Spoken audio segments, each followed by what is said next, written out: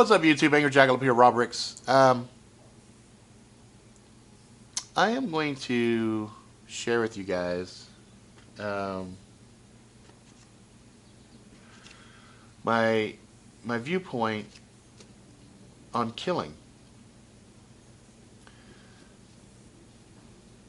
Guns can kill, and they are more efficient at killing. But if somebody has the desire to kill in their heart, they can kill with a hammer, a bat, a knife, a bottle. You take a bottle and bash somebody's head in.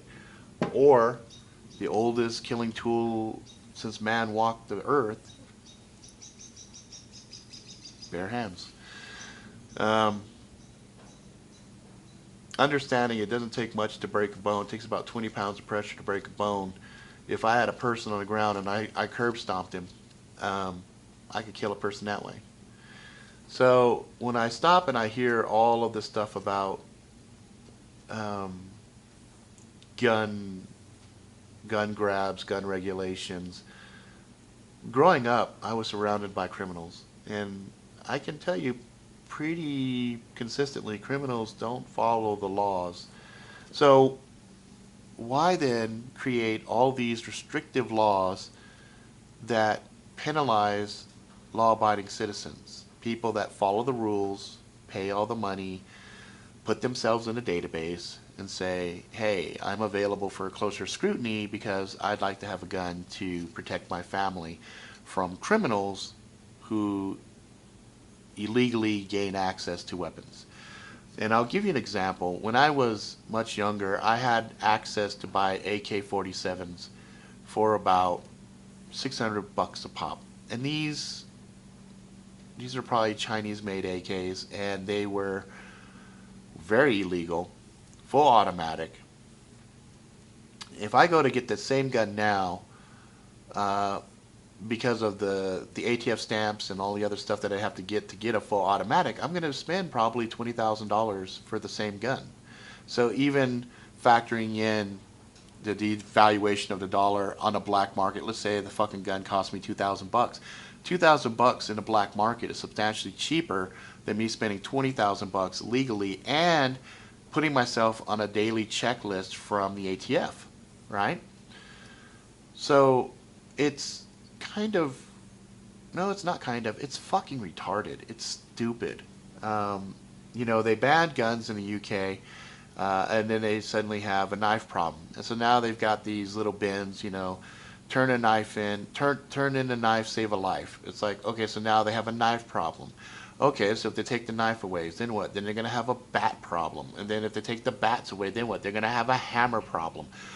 Bottom line is, killing is killing. If somebody's going to kill, they're going to kill. And criminals just have access to pretty much fucking anything. So if they want to blow something up and kill a lot of people, they will. If they want to make improvised explosives, like claymores and things of that nature with BB ball bearings that blow up and shred just things, they can.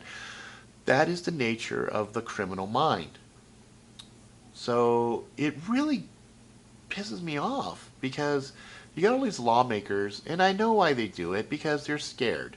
And when you're scared, you do irrational things, and you don't think about it, and you don't think about the ramifications of the actions, and it's just too much. It's just too much. Too much, too much, too much. So somebody said, well, why do you need a gun? I need a gun in case some dickhead breaks in my fucking house and has a gun. I want to have the same level, right? Why do I need, an AR-15 or a KSG with holding 24 slugs in it? Because somebody might come in and cause problems, and if they do, I want to be able to handle the situation.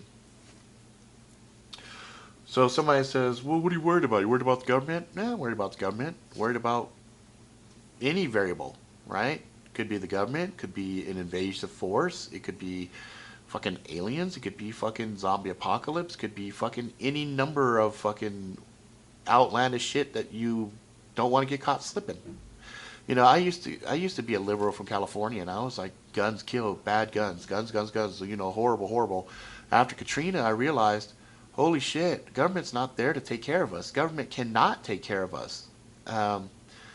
And sometimes the government is kind of questionable where their motives lie. What's their agenda? Do they really have our best interests at heart? So let's take the two Robs. Rob now, Rob California. Rob California should have had a bat. I had a bat that I would carry in the car. That was protection, a bat. Okay. Rob now got firearms, knives, all kinds of shit. All right. Well, let's say society collapse. Government's not even there. Let's take the government out of the fucking equation. And now you got to survive. You ever see how fast humanity goes to the shitter when normalcy goes bye-bye? Well, this guy has a bat. There might be a bunch of people with guns or knives. How far is he going to make it? This guy has equal weapons. Shit, I might die, but at least I have peace of mind knowing that I have something to compete with. So anyway, if you don't like guns, you don't like knives, fine, we'll agree to disagree. You know what I mean? I value your opinion, I value what you guys think, but me personally, fuck, I want everything. And if I had the money, shit, I'd have a troop transport. I'd have a fucking rocket launcher. I'd have fucking everything that the law allows me to have. And I'd go on every fucking list known to man because I don't give a fuck. Because if society goes to the shitter, I don't care what list I'm on. I now have things that are going to protect me, my family, any extended group of people that would rely on us for protection. And we would rebuild, and that would be that. Right?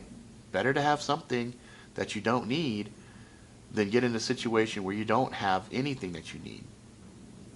That's just my mindset. Be prepared.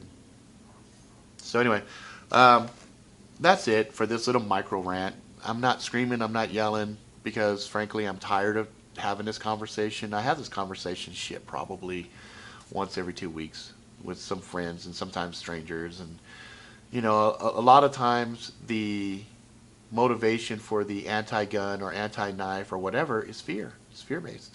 It's not rational. It's not calm, cool, collected conversation. I'm all for having certain checks and balances in place to make sure that guns don't fall into the wrong hands, but the professional criminal is a criminal and they will get access to it regardless. So when you create these laws that make it more restrictive and more difficult, what you're doing is you're taking the ability for somebody to defend themselves out of their hands. You're creating a barrier to prevent them from protecting their family. Because at the end of the day, my family's life and happiness falls on my shoulder. It's up to me to protect them. It's up to you to protect your family. And it's also up to us to protect those who can't protect themselves from those in society who would prey on them. So think about that. Anyway, all right, guys, until next time, please be good to each other.